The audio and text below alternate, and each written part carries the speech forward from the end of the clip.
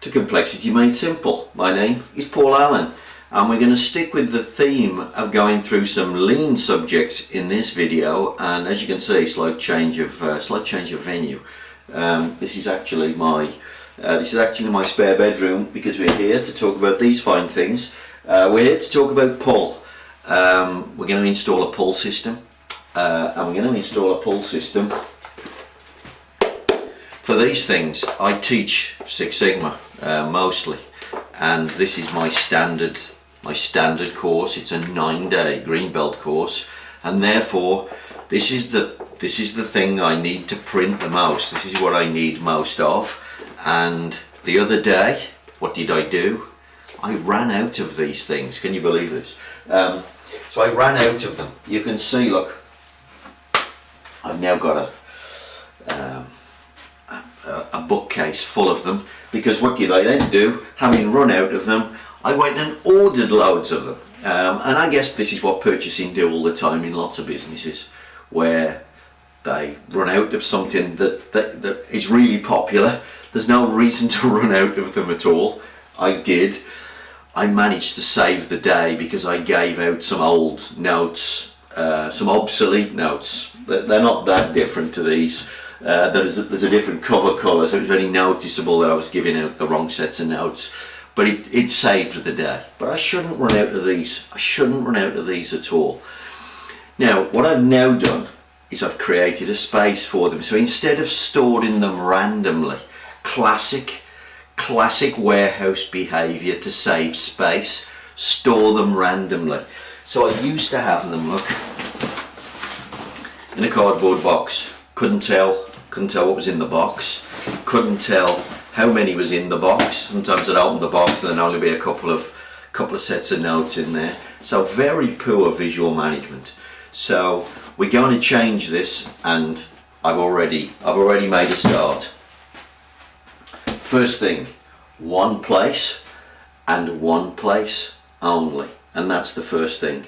But if you get a little bit closer, and I'll show you what else I'm doing with this system. Okay, now one of the first things to say about what's happening here, you can see, look, I've got one bookcase full of green belt notes. Now the first thing to say is I've ordered too many. This quantity up here, this block, 10 too many. I ordered 60. Now that's that's at least 4 courses, maybe 5 courses, maybe even 6 courses for me. Months worth of stock, to be honest. And I don't really gain anything from the additional purchase. I don't really gain anything from the additional purchase. So that's the first thing to say. My response to running out is to do what all purchasing managers do. I bought way too many. But now what I'm going to do, I'm going to put in a visual system with rules, and I'm going to create a pull system. And I'm never going to run out of these particular notes again. And I'm going to use visual management to make sure I don't do it. So the first thing I've done, look, if I zoom in here, I've created a maximum. So 50 is the maximum I really want, given the consumption rate that I actually use for these sets of notes. So 50 is to the top of the bookcase with all that additional stock missing. Then if we go down the bookcase, I'll use all of these notes, and then what will I do? I'll hit the minimum.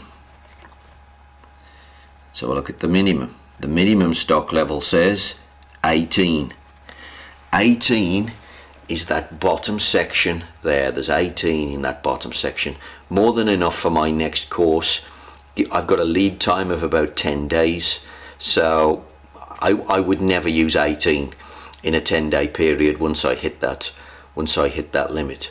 So minimum level 18, and of course order quantity 32. So look at the simple things I've got. I've got a rule for the maximum, a rule for the minimum, a fixed location, and a fixed order quantity. That is the simple way that a pull system works. The system is visual and the signal is at the point of activity, and the person who's controlling the stock will place the order for more. This is why visual systems work in your warehouse. So that is a visual system for my Greenbelt notes. I will never overstock or run out of these notes again. Okay, well, that's a pull system. That's how easy they are to design. I'll never run out of these again.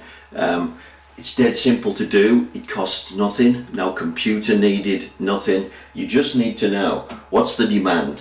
Decide on the minimum, decide on the maximum, and of course the difference between the minimum and the maximum is the order quantity. You've got fixed everything, fixed location, fixed maximum, fixed minimum, fixed order quantity. They're the rules for a pull system.